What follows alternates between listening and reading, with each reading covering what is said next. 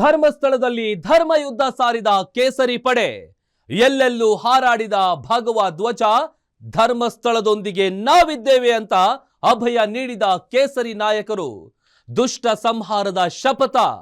ಇದೇ ಈ ಹೊತ್ತಿನ ವಿಶೇಷ ಕೇಸರಿ ಧರ್ಮಯುದ್ಧ. ನಾನು ಪ್ರಭುದೇವ್.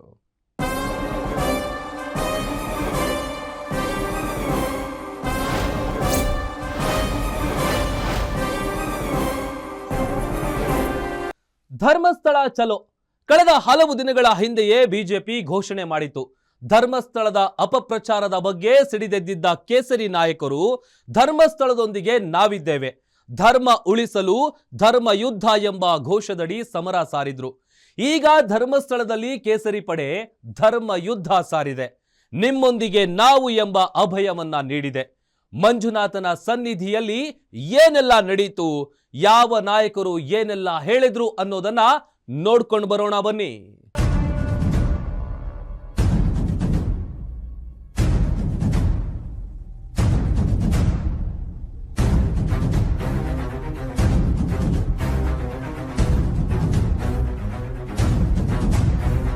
ಕೋಟ್ಯಾಂತರ ಭಕ್ತರ ಮಾನಸಿಕವಾದ ಏನು ವಿಷಯ ಇದೆ ಅದಕ್ಕೆ ನಾವು ಕೂಡ ಸ್ಪಂದಿಸಿದ್ದೇವೆ ಹೊರತು ಇದು ಬಿಜೆಪಿ ಸಮಾವೇಶ ಅಲ್ಲ.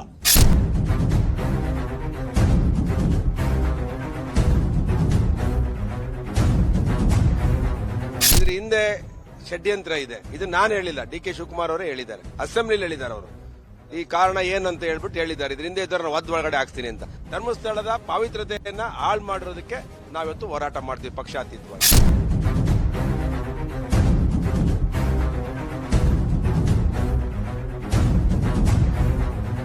ಕೋಟ್ಯಾಂತರ ಭಕ್ತರು ಇವತ್ತು ಬಹಳ ನೋವಿನಿಂದ ಅಂದ್ರೆ ವ್ಯಥೆಯನ್ನ ಪಡ್ತಾ ಇದ್ರು. ಏನಪ್ಪ ಇದು, ಯಾರು ಧ್ವನಿ ಎತ್ತಾ ಇಲ್ಲ, ಯಾರು ಹೋರಾಟ ಮಾಡ್ತಾ ಇಲ್ಲ, ಇಂಥ ದುಷ್ಟಶಕ್ತಿಗಳ ಸಂಹಾರ ಆಗ್ತಾ ಇಲ್ಲ ಅಂತೇಳಿ ಬಹಳ ಆತಂಕದಲ್ಲಿ ಇದ್ದಂಥ ಸಂದರ್ಭದಲ್ಲಿ ನಾವು ಅನಿವಾರ್ಯವಾಗಿ ಇವತ್ತು ಪಕ್ಷಾತೀತವಾಗಿ ಜಾತ್ಯತೀತವಾಗಿ ನಮ್ಮ ಈ ಹೋರಾಟವನ್ನು ಕರೆ ಕೊಟ್ಟಿದ್ದೇವೆ.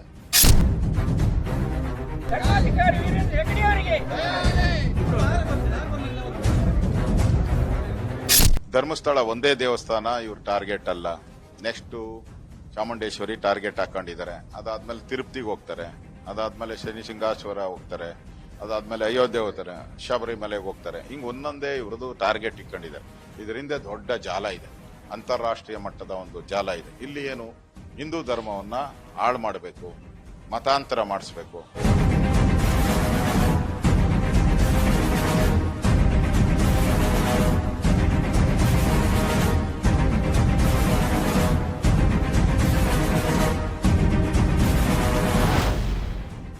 ಯುದ್ಧ ಅಂತಿಂತ ಯುದ್ಧವಲ್ಲ, ಅಕ್ಷರಶಃ ಧರ್ಮಯುದ್ಧ ಎಂಬ ಹೆಸರು ಕೊಟ್ಟು ಧರ್ಮಸ್ಥಳದಲ್ಲಿ ಬೀಡು ಬಿಟ್ಟಿದೆ ಕೇಸರಿ ಪಡೆ. ಧರ್ಮಸ್ಥಳದ ಮೇಲೆ ನಡೆಯುತ್ತಿರುವ ನಿರಂತರ ಅಪಪ್ರಚಾರ, ನಿಂದನೆಗಳು, ಶ್ರದ್ಧಾ ಕೇಂದ್ರಕ್ಕೆ ಮಸಿ ಬಳಿಯುವ ಪ್ರಯತ್ನಗಳ ವಿರುದ್ಧ ಕೇವಲ ಸಾಮಾಜಿಕ ಜಾಲತಾಣಗಳಲ್ಲಿ ಇಲ್ಲಿಯವರೆಗೂ ವಿರೋಧ ವ್ಯಕ್ತವಾಗ್ತಿತ್ತು. ಆದರೆ ಯಾವುದೇ ರಾಜಕೀಯ ಪಕ್ಷಗಳು ಈ ಬಗ್ಗೆ ಚಕಾರವೆತ್ತಿರಲಿಲ್ಲ. ಹಿಂದೂ ಧರ್ಮದ ಮುಖವಾಣಿ ಎಂಬಂತಿದ್ದ ಬಿಜೆಪಿಯೂ ಕೂಡ ಈ ಬಗ್ಗೆ ಮಗುಮ್ಮಾಗಿ ಕುಳಿತಿತ್ತು. ಯಾವಾಗ ಬುರುಡೆ ಚಿನ್ನಯ್ಯನ ಬುರುಡೆ ಕಥೆ ಆಚೆಗೆ ಬಂತೋ ಧರ್ಮ ಯುದ್ಧಕ್ಕೆ ಸಿದ್ಧವಾಯಿತು ಬಿಜೆಪಿ ಪಡೆ.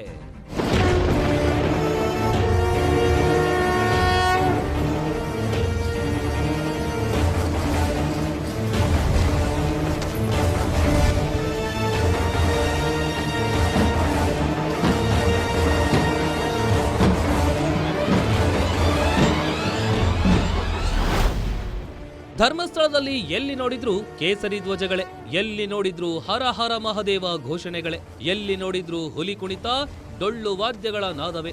ಇದು ಬಿಜೆಪಿಯ ಧರ್ಮದ ಉಳಿವಿಗಾಗಿ ಧರ್ಮಯುದ್ಧದ ಘೋಷಣೆ ಪರಿಣಾಮ. ಸೋಮವಾರ ಇಡೀ ಬಿಜೆಪಿ ಪಡೆಯೇ ಧರ್ಮಸ್ಥಳದಲ್ಲಿ ನೆರೆದಿತ್ತು. ಲಕ್ಷಾಂತರ ಕಾರ್ಯಕರ್ತರು ಜಿಲ್ಲೆ ಜಿಲ್ಲೆಯಿಂದ ಹರಿದು ಬಂದಿದ್ರು.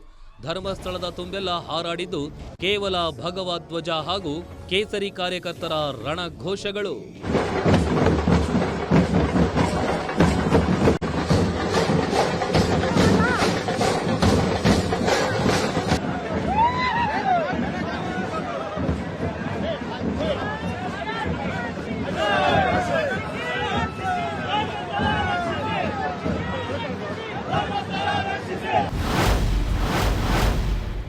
ಧರ್ಮಸ್ಥಳ ವಿರುದ್ಧ ದುಷ್ಟ ಶಕ್ತಿಗಳ ಅಟ್ಟಹಾಸ. ದುಷ್ಟ ಸಂಹಾರಕ್ಕೆ ಬಿವೈ ವಿಜಯೇಂದ್ರ ಕರೆ. ಕಳೆದ ಹಲವು ತಿಂಗಳುಗಳಿಂದ ಧರ್ಮಸ್ಥಳದ ವಿರುದ್ಧ ಅಪಪ್ರಚಾರದ ಗುಲ್ಲು ಮಿತಿ ಮೀರಿದೆ. ಅದು ಯಾವ ಮಟ್ಟಿಗೆ ಹೋಗಿತ್ತು ಅನ್ನೋದು ಇಡೀ ರಾಜ್ಯದ ಜನತೆಗೆ ಗೊತ್ತಿದೆ. ಒಂದೊಂದು ವಿಡಿಯೋಗಳು, ಒಂದೊಂದು ಎಡಿಟ್ ಮಾಡಿರುವ ಫೋಟೋಗಳು ಧರ್ಮಸ್ಥಳ ಹಾಗೂ ಕಾವಂದರ ಹೆಸರು ತಿರುಚಿ ಮಾಡಿರುವ ಅಪಮಾನಗಳು, ಇವೆಲ್ಲವೂ ಧರ್ಮಸ್ಥಳದ ಘನತೆಗೆ ಹಾಗೂ ಪಾವಿತ್ರತೆಗೆ ಧಕ್ಕೆ ತರುವ ಕಾರ್ಯವೇ ಆಗಿದ್ವು. ಅದೇ ವಿಚಾರವಾಗಿ ಮಾತನಾಡಿರುವ ಬಿಜೆಪಿ ರಾಜ್ಯಾಧ್ಯಕ್ಷ ಬಿವೈ ವಿಜಯೇಂದ್ರ, ಇಂತಹ ದುಷ್ಟ ಶಕ್ತಿಗಳ ಸಂಹಾರ ಆಗಬೇಕು ಎಂಬುದೇ ಕೋಟ್ಯಾಂತರ ಭಕ್ತರ ಅಪೇಕ್ಷೆ ಎಂದು ಆರ್ಭಟಿಸಿದ್ರು. ಯಾವ ರೀತಿ ಇವತ್ತು ಅಪಪ್ರಚಾರ ಆಗ್ತಾ ಇದೆ ಶ್ರೀ ಕ್ಷೇತ್ರದ ವಿಚಾರದಲ್ಲಿ, ಯಾವ ರೀತಿ ಇವತ್ತು ದುಷ್ಟ ಶಕ್ತಿಗಳ ಅಟ್ಟಹಾಸದಿಂದ ಇವತ್ತು ಮೆರಿತಾ ಇದ್ದಾರೆ, ಇಂಥ ನೀಚ ಬುದ್ಧಿ ಇರ್ತಕ್ಕಂಥ ದುಷ್ಟ ಶಕ್ತಿಗಳ ಸಂಹಾರ ಆಗಬೇಕು ಅನ್ನುವ ಅಪೇಕ್ಷೆ ಕೋಟ್ಯಾಂತರ ಭಕ್ತರದು. ಧರ್ಮಸ್ಥಳದಲ್ಲಿ ದೊಡ್ಡ ಮಟ್ಟದ ಸಮಾವೇಶ ಮಾಡಬೇಕು ಅಂತ ಬಿಜೆಪಿ ಬಹಳ ಹಿಂದೆಯೇ ಕಾರ್ಯಕ್ರಮದ ರೂಪುರೇಷೆಗಳನ್ನ ಹೆಣೆದಿತ್ತು. ಪ್ರತಿ ಕ್ಷೇತ್ರದಲ್ಲಿಯೂ ಕೂಡ ಧರ್ಮಸ್ಥಳದ ವಿರುದ್ಧದ ಅಪಪ್ರಚಾರಕ್ಕೆ ಖಂಡನೆ ವ್ಯಕ್ತವಾಗಿತ್ತು ಹಾಗೂ ಪ್ರತಿಭಟನೆಗಳು ಕೂಡ ನಡೆದಿದ್ವು. ಈಗ ಸದ್ಯ ಧರ್ಮಸ್ಥಳದಲ್ಲಿ ನಡೆಯುತ್ತಿರುವ ಬೃಹತ್ ಸಮಾವೇಶ ಬಹುತೇಕ ಸಮಾರೋಪ ಸಮಾರಂಭದಂತಿದೆ.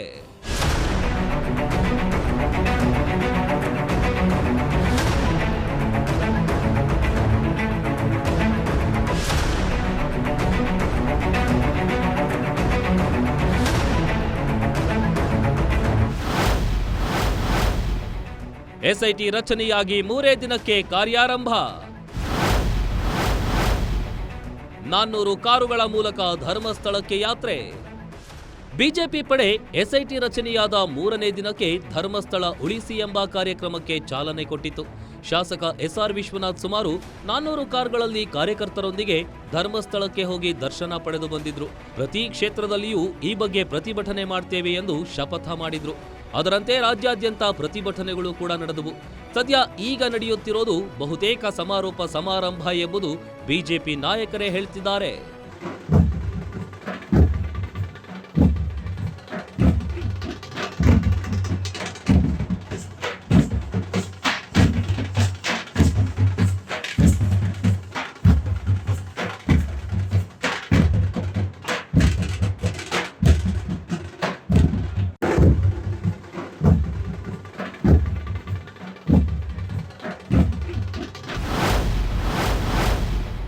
ಇನ್ನೂರ 24 ಕ್ಷೇತ್ರದ ನಾಯಕರು ಧರ್ಮಸ್ಥಳಕ್ಕೆ ಆಗಮನ. ಧರ್ಮಸ್ಥಳದೊಂದಿಗೆ ನಾವಿದ್ದೇವೆ ಎಂಬ ಸಂದೇಶ. ಸದ್ಯ ಧರ್ಮಸ್ಥಳದಲ್ಲಿ ನಡೀತಾ ಇರುವ ಬಿಜೆಪಿಯ ಬೃಹತ್ ಸಮಾವೇಶಕ್ಕೆ 224 ಕ್ಷೇತ್ರದ ನಾಯಕರು ಆಗಮಿಸಿದ್ದಾರೆ. ಧರ್ಮಸ್ಥಳದ ದ್ವಾರ ಬಾಗಿಲಿನಿಂದ ಜರ್ಮನ್ ಟೆಂಟ್ವರೆಗೂ ನಾಯಕರು ಪಾದಯಾತ್ರೆ ಮಾಡಿದ್ರು. ಬಿವೈ ವಿಜಯೇಂದ್ರ, ಆರ್ ಅಶೋಕ್, ಛಲವಾದಿ ನಾರಾಯಣಸ್ವಾಮಿ ನೇತೃತ್ವದಲ್ಲಿ ಪ್ರತಿಭಟನೆ ಜೋರಾಗಿ ನಡೆಯಿತು. ಈ ಮೂಲಕ ಧರ್ಮಸ್ಥಳಕ್ಕೆ ಜನರು ಬರ್ತಿಲ್ಲ ಎಂಬ ಅಪಪ್ರಚಾರದ ವಿರುದ್ಧ ಹಾಗೂ ಧರ್ಮಸ್ಥಳದೊಂದಿಗೆ ನಾವಿದ್ದೇವೆ ಎಂಬ ಸಂದೇಶವನ್ನ ಬಿಜೆಪಿ ನೇರವಾಗಿ ರಾಜ್ಯದ ಜನತೆಗೆ ನೀಡಿದೆ.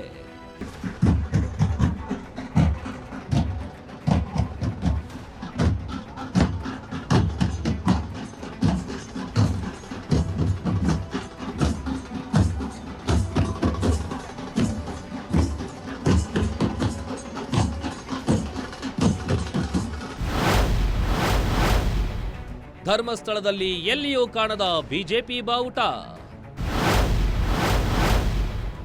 ಎಲ್ಲೆಡೆ ಹಾರಾಡಿದ್ದು ಕೇವಲ ಭಗವಾ ಧ್ವಜ ಮಾತ್ರ. ಬಿಜೆಪಿ ಧರ್ಮಸ್ಥಳದಲ್ಲಿ ನಡೆಸಿದ ಪಾದಯಾತ್ರೆಯ ಮತ್ತೊಂದು ವಿಶೇಷ ಅಂದ್ರೆ ಎಲ್ಲಿಯೂ ಕೂಡ ನೋಡಲು ಬಿಜೆಪಿ ಬಾವುಟಗಳು ಕಾಣಲಿಲ್ಲ. ಯಾವ ಕಾರ್ಯಕರ್ತನೂ ಬಿಜೆಪಿ ಬಾವುಟವನ್ನ ಹಿಡಿದುಕೊಂಡು ಬಂದಿರಲಿಲ್ಲ. ಎಲ್ಲರ ಕೈಯಲ್ಲಿದ್ದಿದ್ದು ಹಾಗೂ ಬೀದಿ ಬೀದಿಗಳಲ್ಲಿ ಹಾರಾಡಿದ್ದು ಕೇವಲ ಭಗವಾ ಧ್ವಜ, ಕೇಸರಿ ಧ್ವಜ. ಇದಕ್ಕೆ ಕಾರಣ ಇದು ಬಿಜೆಪಿ ಸಮಾವೇಶವಲ್ಲ, ಇದು ಭಕ್ತರ ಪರ ಹೋರಾಟ ಎಂದು ಬಿಜೆಪಿ ಬಿಂಬಿಸಿತ್ತು. ನಾವು ಜನರ ಜೊತೆಯಲ್ಲಿ ನಾವು ಕೂಡ ಬಂದಿದ್ದೇವೆ. ಧರ್ಮಸ್ಥಳ ಉಳಿಸಿ ಅಂತಕ್ಕಂತ ಹಲವಾರು ಭಕ್ತರು, ಕೋಟ್ಯಾಂತರ ಭಕ್ತರ ಮಾನಸಿಕವಾದ ಏನು ವಿಷಯ ಇದೆ ಅದಕ್ಕೆ ನಾವು ಕೂಡ ಸ್ಪಂದಿಸಿದ್ದೇವೆ ಹೊರತು ಇದು ಬಿಜೆಪಿ ಸಮಾವೇಶ ಅಲ್ಲ. ಧರ್ಮಸ್ಥಳಕ್ಕೆ ಆಗಮಿಸುವವರಿಗೆ ಮಾರ್ಗಸೂಚಿ ಬಿಡುಗಡೆ ಮಾಡಿದ್ದ ಕೇಸರಿ ಪಾಳೆಯ. ಇನ್ನು ಹಲವಾರು ಕಡೆಯಿಂದ ಸಾವಿರಾರು ಕಾರ್ಯಕರ್ತರು ಧರ್ಮಸ್ಥಳಕ್ಕೆ ಆಗಮಿಸುವ ನಿರೀಕ್ಷೆ ಇಟ್ಕೊಂಡಿದ್ದ ಬಿಜೆಪಿ ಅವರಿಗೆ ಅನುಕೂಲವಾಗಲಿ ಅಂತ ಮಾರ್ಗಸೂಚಿಯನ್ನ ಕೂಡ ಬಿಡುಗಡೆ ಮಾಡಿತ್ತು. ಮಂಗಳೂರು ಮಾರ್ಗವಾಗಿ ಬರುವವರು ಹೇಗೆ ಬರಬೇಕು, ಉತ್ತರ ಕನ್ನಡ ಉಡುಪಿ ಮಾರ್ಗವಾಗಿ ಬರುವವರು ಯಾವ ರೂಟ್ನಲ್ಲಿ ಬರಬೇಕು, ಕಾರ್ಕಳ, ಪಂಚಾಲಕಟ್ಟೆ, ಚಾರ್ಮಡಿ ಘಾಟ್ ಮೂಲಕ ಬರುವವರು ಹೇಗೆ ಬರಬೇಕು ಎಂಬ ಮಾರ್ಗಸೂಚಿಯನ್ನ ಬಿಡುಗಡೆ ಮಾಡಿ ಕಾರ್ಯಕರ್ತರಿಗೆ ಅನುಕೂಲ ಮಾಡಿಕೊಟ್ಟಿತ್ತು.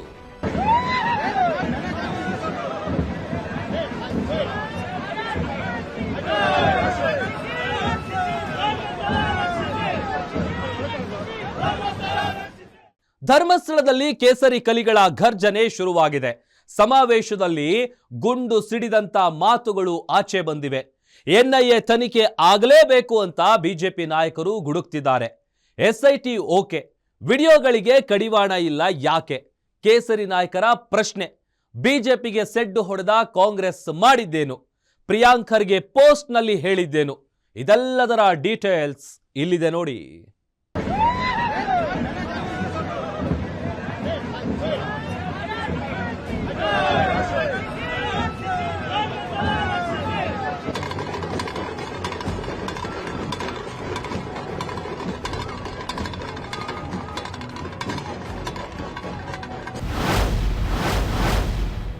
ದಕ್ಷಿಣ ಕನ್ನಡ ಜಿಲ್ಲೆಯ ಹಿಂದುತ್ವ ಅಲ್ಲಾಡಿಸುವ ಷಡ್ಯಂತ್ರ. ನಮ್ಮ ಶ್ರದ್ಧಾ ಕೇಂದ್ರಗಳ ಮೇಲೆ ಇದೇ ಕಾರಣದಿಂದ ದಾಳಿ. ದಕ್ಷಿಣ ಕನ್ನಡದಲ್ಲಿ ಹಿಂದುತ್ವ ಪ್ರಖರವಾಗಿ ಬೆಳೆದುಕೊಂಡಿದೆ. ಇದು ಅವರಿಗೆ ಹೊಟ್ಟೆ ಕಿಚ್ಚು ತರಿಸಿದೆ. ಅದನ್ನ ಅಲ್ಲಾಡಿಸುವ ಷಡ್ಯಂತ್ರದ ಭಾಗವೇ ಇದು ಅಂತ ಕೇಂದ್ರ ಸಚಿವ ಪ್ರಹ್ಲಾದ್ ಜೋಶಿ ಗುಡುಗಿದ್ರು. ಸಮಾವೇಶದಲ್ಲಿ ಮಾತನಾಡಿದ ಪ್ರಹ್ಲಾದ್ ಜೋಶಿ, ನಾನು ದರ್ಗಾದಲ್ಲಿ ಒಂದು ಶವ ಹೂತಿದ್ದೇನೆ ಅಂದ್ರೆ ಹೋಗಿ ಅಗೀತೀರಾ ಅಂತ ಪ್ರಶ್ನಿಸಿದಾಗ ಇಡೀ ಜನಸಾಗರವೇ ಕೇಕೆ ಹಾಕಿತು. ಕಾಂಗ್ರೆಸ್ ಪಾರ್ಟಿ ದೇಶ ವಿಭಜನೆಯ ಕಾಲದಿಂದಲೂ ಒಂದು ವರ್ಗದ ಓಲೈಕೆಗೆ ನಿಂತಿದೆ. ಅವರಿಗೆ ವೋಟ್ ಬ್ಯಾಂಕ್ ಮುಖ್ಯವೇ ಹೊರತು ನ್ಯಾಯವಲ್ಲ ಎಂದು ಹರಿಹಾಯ್ದರು ಪ್ರಹ್ಲಾದ್ ಜೋಶಿ.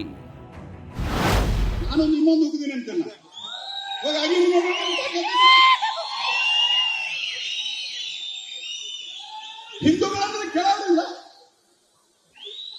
ಅದನ್ನಪ್ಪ ಹೋಗ್ಲಿ, ಅವ ಒಂದೊಂದು ತೆಗೆದ್ರು, 2 ಆತು, 3 ಆತು, 17 ಆದ್ರೆ 17 ಆದ್ರೂ ಬಿಡ್ಲಿಕ್ಕೆ ಆಗ್ತಿರಲಿಲ್ಲ. ಯಾವಾಗ ಇಡೀ ರಾಜ್ಯದೊಳಗೆ ಜನ ಚೀಟು ಅಂತ ಹೇಳಿ ಸಿದ್ದರಾಮಯ್ಯನವರಿಗೆ, DK ಶಿವಕುಮಾರ್ ಅವರಿಗೆ ಉಗಿಲಿಕ್ಕೆ ಶುರು ಮಾಡಿದ್ರು, ಆವಾಗ ಇದು ಬಂದಾಯ್ತು. ಇದರ ಸಂಪೂರ್ಣವಾದಂತಹ ಷಡ್ಯಂತ್ರ ಇದೆ. ನಾನು ಇವತ್ತು ಹೇಳ್ತಾ ಇದ್ದೇನೆ, ವಿಶೇಷವಾಗಿ ದೇಶದಲ್ಲಿಯೂ ಆಯಿತು ಮತ್ತು ಕಳೆದ 30-40 ವರ್ಷಗಳಿಂದ ಸದಾನಂದ ಗೌಡರಲ್ಲಿ ಹಿರಿಯರಾಗಿ ಸಾಕ್ಷಿದ್ದಾರೆ. ಸುಮಾರು 30-40 ವರ್ಷದಿಂದ ದಕ್ಷಿಣ ಕನ್ನಡದಲ್ಲಿ ಏನು ಪ್ರಯತ್ನ ಮಾಡಿದ್ರು ಭಾರತೀಯ ಜನತಾ ಪಾರ್ಟಿಯನ್ನು ಹಿಂದುತ್ವದ ಪರವಾಗಿರುವಂತಹ ಏಕೈಕ ಪಾರ್ಟಿ ಈ ಪಾರ್ಟಿಯನ್ನು ಹಿಮ್ಮೆಟ್ಟಿಸಲಿಕ್ಕೆ ಸಾಧ್ಯ ಆಗಲಿಲ್ಲ ಸ್ನೇಹಿತರೆ. ಯಾರ ಅಣತಿಯಂತೆ ನೀವು ನಡೆಯುತ್ತಿದ್ದೀರಿ? ಸರ್ಕಾರಕ್ಕೆ ಬಿಜೆಪಿ ನಾಯಕ ಸಿಟಿ ರವಿ ಪ್ರಶ್ನೆ. ಇನ್ನು ಹಿಂದುತ್ವದ ಫೈರ್ ಬ್ರ್ಯಾಂಡ್ ಎಂದೇ ಖ್ಯಾತಿ ಪಡೆದಿರುವ ಸಿಟಿ ರವಿ ಅಕ್ಷರಶಃ ಸಿದ್ದರಾಮಯ್ಯ ಸರ್ಕಾರದ ವಿರುದ್ಧ ಮುಗಿಬಿದ್ರು. ಸಮೀರ್ ವಿಡಿಯೋ ಮಾಡಿ ಆಚೆ ಬಿಟ್ರೆ ಯಾಕೆ ಮೌನ ವಹಿಸಿದ್ರಿ? ಅವನನ್ನ ಒದ್ದು ಯಾಕೆ ಒಳಗ ಹಾಕ್ಲಿಲ್ಲ? ಎಡಪಂಥೀಯರು ಹೇಳಿದ್ರು ಅಂತ ಎಸ್ಐಟಿ ರಚನೆ ಮಾಡಿದ್ದು ಅಂತ ಹೇಳಿದ್ದಾರೆ. ಅಂದ್ರೆ ನೀವು ಯಾರ ಅಣತಿಯಂತೆ ನಡೆಯುತ್ತಿದ್ದೀರಿ? ಬಿಜೆಪಿಯವರು ರಾಜಕೀಯ ಮಾಡಲು ಬಂದಿಲ್ಲ, ಧರ್ಮ ಉಳಿಸಲು ಬಂದಿದೆ. 800 ವರ್ಷಗಳಿಂದ 25 ತಲೆಮಾರುಗಳು ಧರ್ಮಸ್ಥಳಕ್ಕಾಗಿ ವಿವಿಧ ಕೆಲಸಗಳನ್ನ ಮಾಡ್ತಿದ್ದಾರೆ. ಯೂಟ್ಯೂಬರ್ಗಳು ಸೋಷಿಯಲ್ ಮೀಡಿಯಾಗಳಲ್ಲಿ ಅಪಪ್ರಚಾರ ಮಾಡ್ತಿದ್ದಾರೆ. ಅವರ ಮೇಲೆ ಕ್ರಮವೇಕೆ ಇಲ್ಲ? ಇಲ್ಲಿ ಕಾಣದ ಕೈಗಳು ಷಡ್ಯಂತ್ರ ನಡೆಸಿವೆ. ಹೀಗಾಗಿ ಎನ್ಐಎ ತನಿಖೆ ಆಗಲೇಬೇಕು ಅಂತ ಪಟ್ಟು ಹಿಡಿದ್ರು. ಧರ್ಮಸ್ಥಳಕ್ಕೆ ಬಂದು ಹೋರಾಟ ಮಾಡಿ ಮನೆಗೆ ಹೋಗೋ ಜನ ನಾವಲ್ಲ. ಷಡ್ಯಂತ್ರ ಮಾಡಿರುವವನ ಹಿಂದಿರುವ ಕಾಣದ ಕೈಗಳು ಹೊರಗೆ ಬರುವವರೆಗೆ, ಷಡ್ಯಂತ್ರ ಮಾಡಿರೋವರಿಗೆ ಶಿಕ್ಷೆ ಆಗುವವರೆಗೆ, ಧರ್ಮಾಧಿಕಾರಿಗಳು ಮತ್ತು ಧರ್ಮಾಧಿಕಾರಿಗಳ ಕುಟುಂಬಕ್ಕೆ ಅವಹೇಳನ ಮಾಡಿರುವವರಿಗೆ ಶಿಕ್ಷೆ ಆಗುವವರೆಗೆ ಬರೀ ಭಾರತೀಯ ಜನತಾ ಪಾರ್ಟಿ ಅಲ್ಲ, ಪ್ರತಿಯೊಬ್ಬ ಹಿಂದೂನು ಕೂಡ ಈ ಒಂದು ಧರ್ಮಸ್ಥಳದ ಪರವಾಗಿ, ಧರ್ಮದ ಪರವಾಗಿ, ನ್ಯಾಯದ ಪರವಾಗಿ ಧ್ವನಿ ಎತ್ತಿ ಹೋರಾಟ ಮಾಡ್ತೇವೆ ಅಂತ ಹೇಳಿಕ್ ಬಂದಿದ್ದೇವೆ. ಈಗ ಹೇಳಿ, ಕೈಲಿರ್ತಕ್ಕಂಥ ಕೊಳ್ಳಲಿರ್ತಕ್ಕಂಥ ಕೇಸರಿ ಸಾಲ್ ತೆಗೀರಿ. ಈಗ ಹೇಳಿ, ಭಾರತ್ ಮಾತಾ ಕಿ, ಭಾರತ್ ಮಾತಾ ಕಿ, ಸನಾತನ ಹಿಂದೂ ಧರ್ಮ ಕಿ, ಸನಾತನ ಹಿಂದೂ ಧರ್ಮ ಕಿ. ಮಂಜುನಾಥನ ಭಕ್ತರ ಸಹನೆಯ ಕಟ್ಟೆ ಒಡೆದಿದೆ. ನಿಮ್ಮದು ಅಯೋಗ್ಯ ಸರ್ಕಾರವೆಂದ ವಿಜಯೇಂದ್ರ. ತುಂಬಿದ ಸಭೆಯಲ್ಲಿ ಮಾತನಾಡಿದ ಬಿವೈ ವಿಜಯೇಂದ್ರ, ರಾಜ್ಯದಲ್ಲಿ ಧರ್ಮಸ್ಥಳದ ಭಕ್ತರ ಸಹನೆಯ ಕಟ್ಟೆ ಒಡೆಯುವ ಹಂತಕ್ಕೆ ಬಂದಿದೆ. ಯಾವ ದೇಶದ್ರೋಹಿಗಳು ಈ ರೀತಿಯ ಧರ್ಮ ಒಡೆಯುವ ಕೆಲಸ ಮಾಡ್ತಿದ್ದಾರೆ ಅಂತವರನ್ನ ಹತ್ತಿಕ್ಕಬೇಕಿದೆ. ಸಿದ್ದರಾಮಯ್ಯನವರೇ, ನಿಮ್ಮ ಅಯೋಗ್ಯ ಸರ್ಕಾರದಿಂದ ಇದು ಸಾಧ್ಯವಿಲ್ಲ ಅಂತ ವಿಜಯೇಂದ್ರ ಗುಡುಗಿದ್ದಾರೆ. ಹಿಂದೂ ಸಮಾಜದ ತಾಳ್ಮೆಯನ್ನ ಪರೀಕ್ಷೆ ಮಾಡತಕ್ಕಂಥ ಕೆಲಸ ಇವತ್ತು ಕಾಂಗ್ರೆಸ್ ಸರ್ಕಾರ, ಮುಖ್ಯಮಂತ್ರಿಗಳು ಸಿದ್ದರಾಮಯ್ಯನವರು ಮಾಡಬಾರದು. ನಿಮ್ದೇ ದಿನೇಶ್ ಗುಂಡೂರಾವ್ ಅವರು ಹೇಳಿದ್ರು, ಇವತ್ತು ಎಡಪಂಥೀಯ ಶಕ್ತಿಗಳು ಒತ್ತಡವನ್ನ ಹೇರ್ತಾ ಇದ್ದಾರೆ ಅಂತ ಹೇಳಿ. ಸ್ವತಃ ಡಿ.ಕೆ. ಶಿವಕುಮಾರ್ ಅವರು ಹೇಳಿದ್ರು, ಬಹಳ ದೊಡ್ಡ ಪಿತೂರಿಯಿಂದ ಅಡಗಿದೆ ಅಂತ ಹೇಳಿ. ಇಷ್ಟಾದ್ರೂ ಕೂಡ ಸಿದ್ದರಾಮಯ್ಯನವ್ರ ತನಿಖೆ ರಾಜ್ಯ ಸರ್ಕಾರ ಮಾಡ್ತೀವಿ ಅಂತ ಹೇಳ್ತಾರೆ. ಮಾನ್ಯ ಸಿದ್ದರಾಮಯ್ಯನವರೇ, ಯಾವಾಗ ಡಿ.ಕೆ. ಶಿವಕುಮಾರ್ ಅವರು ನಮಸ್ತೆ ಸದಾ ವತ್ಸಲೆ ಅಂತ ಹೇಳಿ ಈ ಭಾರತ ಭೂಮಿಯ ತಾಯಿಯನ್ನ ನಮಸ್ಕಾರ ಮಾಡ್ತಕ್ಕಂಥ ಪ್ರಯತ್ನ ಮಾಡಿದ್ರು, ಅವರಿಂದನೂ ಕೂಡ ಕ್ಷಮೆ ಕೇಳಿಸ್ತಕ್ಕಂಥ ಕೆಲಸ ನೀವು ಮಾಡಿದ್ರಲ್ಲ ಕಾಂಗ್ರೆಸ್ ಪಕ್ಷದವರು. ಇವತ್ತು ಭಾರತ ಭೂಮಿ ತಾಯಿಯನ್ನು ಕೂಡ ಗೌರವಿಸ್ತಕ್ಕಂಥದ್ದು ಕೂಡ ಇವತ್ತು ಅಕ್ಷಮ್ಯ ಅಪರಾಧ ಅನ್ನೋ ರೀತಿಯಲ್ಲಿ ಇವತ್ತು ಕಾಂಗ್ರೆಸ್ನವರು ಯೋಚನೆ ಮಾಡ್ತಾರೆ ಅಂತ ಹೇಳಿದ್ರೆ, ನಿಮ್ಮಿಂದ ಈ ರಾಜ್ಯದಲ್ಲಿ, ದೇಶದಲ್ಲಿ ಹಿಂದೂ ಸಮಾಜಕ್ಕೆ ನ್ಯಾಯ ಸಿಗೋದಕ್ಕೆ ಸಾಧ್ಯ ಇಲ್ಲ. ಹೆಗ್ಗಡೆಯವರ ಕಣ್ಣೀರು ನಿಮಗೆ ತಟ್ಟದೆ ಹೋಗಲ್ಲ. ಕಾಂಗ್ರೆಸ್ ಸರ್ಕಾರದ ವಿರುದ್ಧ ಅಶೋಕ್ ಫುಲ್ ಗರಂ. ಈಗ ಧರ್ಮಸ್ಥಳ, ಮುಂದೆ ತಿರುಪತಿ, ನಂತರ ಮಾರಮ್ಮ, ಈ ಎಲ್ಲವೂ ಇವರ ಟಾರ್ಗೆಟ್. ಧರ್ಮಸ್ಥಳದಲ್ಲಿ ಗುಂಡಿ ತೋಡಿದಂತೆ ಮಸೀದಿ ದರ್ಗಾದ ಮುಂದೆ ಮಾತಾಡಿ ನಿಮಗೆ ತಾಕತ್ತಿದೆಯಾ ನೋಡೋಣ ಅಂತ ಆರ್ ಅಶೋಕ್ ಸಿದ್ದು ಸರ್ಕಾರಕ್ಕೆ ಸವಾಲು ಹಾಕಿದ್ರು. ನಾವು ಧರ್ಮಸ್ಥಳ ಚಲೋ ಮಾಡ್ತೀವಿ ಅಂತೀರಿ, ಯಾವ ಮುಖ ಇಟ್ಕೊಂಡು ಇಲ್ಲಿಗೆ ಬರ್ತೀರಾ? ಧರ್ಮಸ್ಥಳದಲ್ಲಿ ಬುರುಡೆ ಹುಡುಕಿದ್ರಲ್ಲ, ಹೆಗ್ಗಡೆ ಅವರ ಕುಟುಂಬಕ್ಕೆ ಎಷ್ಟು ನೋವಾಗಿರಬೇಕು. ಅವರ ಕಣ್ಣೀರಿನ ಶಾಪ ನಿಮಗೆ ತಟ್ಟದೆ ಬಿಡೋದಿಲ್ಲ ಅಂತ ಆರ್ ಅಶೋಕ್ ಗರಂ ಆಗಿ ಮಾತನಾಡಿದ್ರು. ಇವತ್ತು ಪ್ರಮುಖವಾಗಿ ನಾವು ಯೋಚನೆ ಮಾಡುವಂಥದ್ದು, ಇಲ್ಲಿ ನಾವು ಬಂದು ಸೇರಿರುವಂಥದ್ದು ಒಂದು ಧರ್ಮ ಯುದ್ಧಕ್ಕಾಗಿ ನಾವು ಸೇರಿದ್ದೀರಿ. ಇದೊಂದು ಧರ್ಮ ಯುದ್ಧ. ಇದು ಇವತ್ತು ಧರ್ಮಸ್ಥಳ ಆಗಿದೆ, ನಾಳೆ ಅಯ್ಯಪ್ಪ ಆಗುತ್ತೆ, ನಾಳೆ ತಿರುಪತಿ ವೆಂಕಟೇಶ್ವರ ಆಗುತ್ತೆ, ನಾಳೆ ಬೆಂಗಳೂರು ಅಣ್ಣಮ್ಮ ಆಗುತ್ತೆ. ಈ ದೇವಸ್ಥಾನಗಳ ಲಿಸ್ಟೇ ಅವರ ಹತ್ರ ಇದೆ.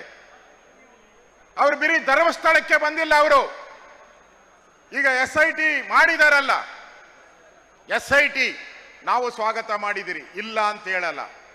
ಆದ್ರೆ SIT ಯಾರನ್ನ ಹಿಡಿತಾ ಇದ್ದಾರೆ?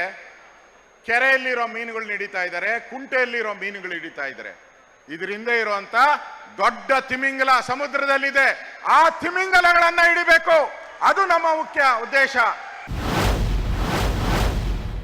ಸಿದ್ದರಾಮಯ್ಯನವರದ್ದು ಒಂದು ಬುರುಡೆ ಸರ್ಕಾರ. ಯಾರೋ ಹೇಳಿದ್ರು ಅಂತ ತನಿಖೆಗೆ ಕೊಟ್ರು. ಸಿದ್ದರಾಮಯ್ಯ ಸರ್ಕಾರ ಬುರುಡೆ ಸರ್ಕಾರ. ಬುರುಡೆ ಬಿಡೋದೇ ಇವರ ಕೆಲಸ. ಚಿನ್ನಸ್ವಾಮಿ ಕ್ರೀಡಾಂಗಣದಲ್ಲಿ 11 ಜನರು ಕಾಲ್ ತುಳಿತಕ್ಕೆ ಬಲಿಯಾದ್ರು. ಅದರಲ್ಲಿ ಕ್ಲೀನ್ ಚಿಟ್ ಪಡೆದ್ರು. ಈಗ ಧರ್ಮಸ್ಥಳದ ಷಡ್ಯಂತ್ರ ಮಾಡ್ತಿದ್ದಾರೆ. ಯಾರೋ ಹೇಳಿದ್ರು ಅಂತ SIT ತನಿಖೆಗೆ ಕೊಟ್ರು. ಇದರ ಹಿಂದೆ ಸರ್ಕಾರ ಇದೆ.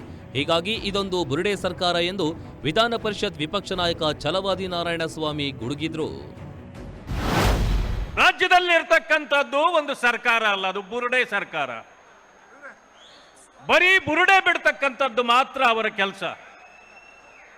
ಯಾವ ವ್ಯಕ್ತಿಗಳು ಸುಮಾರು 10-15 ವರ್ಷಗಳಿಂದ ನಮಗೆ ನ್ಯಾಯ ಬೇಕು ಅಂತ ಹೋರಾಟ ಮಾಡ್ತಿದ್ರು, ಆಗ ಈ ಸರ್ಕಾರ ಅವರ ನೆರವಿಗೆ ಬರಲಿಲ್ಲ. ಈಗ ಸೌಜನ್ಯ ಕೇಸ್ಗೆ ರಕ್ಷಣೆ ಕೊಡಬಾರ್ದೆ? ಕೊಡಬೇಕು. ಆದರೆ ರಕ್ಷಣೆ ಮತ್ತು ನ್ಯಾಯ ಎಲ್ಲಿ ಸಿಗ್ತದೆ? ಧರ್ಮಸ್ಥಳದಲ್ಲಿ ಅಲ್ಲ, ನ್ಯಾಯಾಲಯದಲ್ಲಿ. ಅಲ್ಲಿ ಹೋರಾಟ ಮಾಡಬೇಕು. ನಾವು ಕೂಡ ಹೇಳ್ತೇವೆ, ಯಾರಿಗೆ ಅನ್ಯಾಯವಾದರೂ ಕೂಡ ನ್ಯಾಯ ಅವರಿಗೆ ಕೊಡ್ತಕ್ಕಂಥ ಕೆಲಸವನ್ನ ಒಂದು ಸರ್ಕಾರ ಮಾಡ್ತಕ್ಕಂಥದ್ದು ಸರಿ. ಆದರೆ ನೀವು ಬುರುಡೆ ಗ್ಯಾಂಗ್ನ ಜೊತೆಯಲ್ಲಿ ಸೇರಿ ಜನರಿಗೂ ಕೂಡ ಬುರುಡೆ ಬಿಡ್ತಕ್ಕಂಥ ಕೆಲಸವನ್ನ ಮಾಡಿ ಇವತ್ತು ಧರ್ಮಸ್ಥಳಕ್ಕೆ ಮಂಜುನಾಥನಿಗೆ ಕಳಂಕ ತರ್ತಕ್ಕಂಥ ಕೆಲಸ ಮಾಡಿದ್ದೀರಿ. ಆದ್ರಿಂದ ಯಾವ ಹಿಂದೂ ಕಾರ್ಯಕರ್ತರು ಕೂಡ ನಿಮ್ಮನ್ನ ಕ್ಷಮಿಸಲಾರರು ಅಂತಕ್ಕಂಥ ಮಾತನ್ನ ನಾನು ಈ ವೇದಿಕೆಯಿಂದ ಹೇಳಲಿಕ್ಕೆ ಬಯಸ್ತೇನೆ. ಸೌಜನ್ಯ ಹಂತಕರ ಬಗ್ಗೆ ಬಿಜೆಪಿ ನಾಯಕರು ಬಾಯ್ಬಿಡಲಿ. ಎಕ್ಸ್ ಖಾತೆಯಲ್ಲಿ ಸವಾಲೆಸೆದ ಸಚಿವ ಪ್ರಿಯಾಂಕ್ ಖರ್ಗೆ.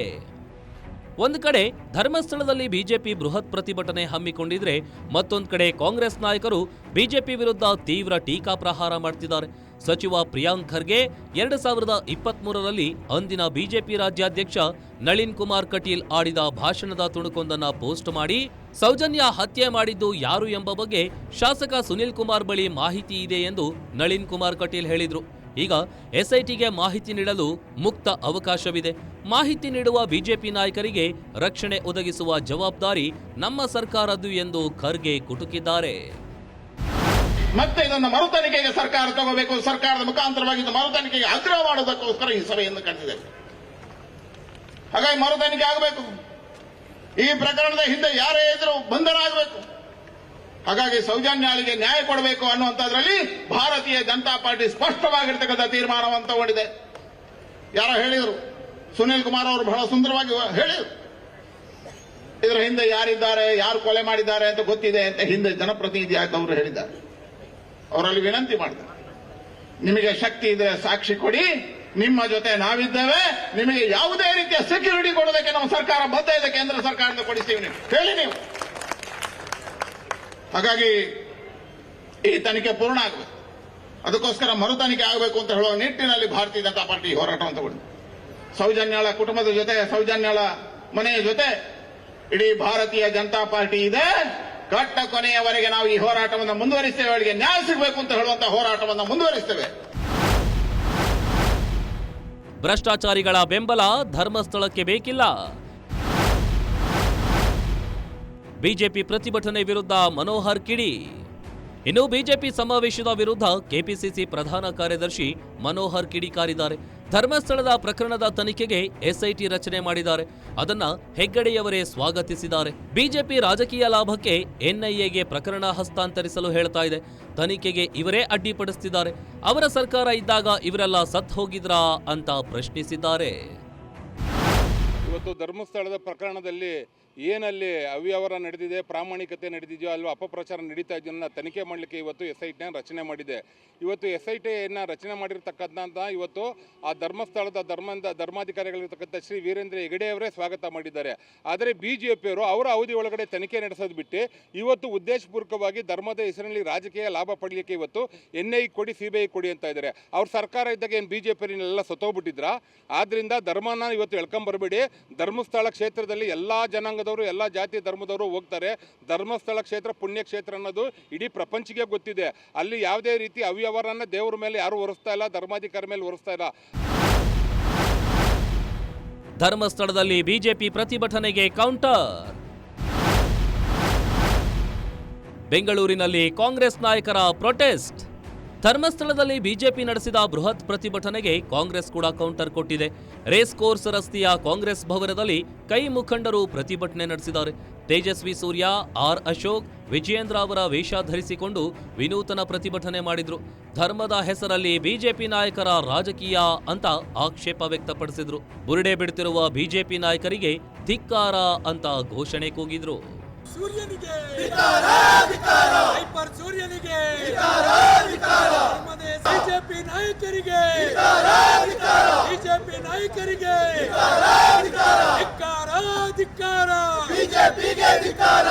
ಧರ್ಮಸ್ಥಳದ ವಿರುದ್ಧ ಅಪಪ್ರಚಾರವನ್ನ ಖಂಡಿಸಿ ಬಿಜೆಪಿ ದೊಡ್ಡ ಮಟ್ಟದ ಸಮಾವೇಶ ಮಾಡಿ ಶ್ರೀ ಕ್ಷೇತ್ರದ ಪರವಾಗಿ ನಾವಿದ್ದೀವಿ ಅಂತ ಹೇಳಿದ್ದಾರೆ.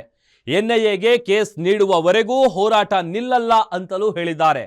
ಮುಂದೆ ಬಿಜೆಪಿ ಹೋರಾಟ ಯಾವ ನಿಟ್ಟಿನಲ್ಲಿ ಕೈಗೊಳ್ಳಲಿದೆ ಕಾದು ನೋಡಬೇಕು. ಇದಾಗಿತ್ತು ಈ ಹೊತ್ತಿನ ಗ್ಯಾರಂಟಿ ಸ್ಪೆಷಲ್. ನೋಡ್ತಾ ಇರಿ ಗ್ಯಾರಂಟಿ ನ್ಯೂಸ್. ಸುದ್ದಿ ಖಚಿತ, ನ್ಯಾಯ ನಿಶ್ಚಿತ.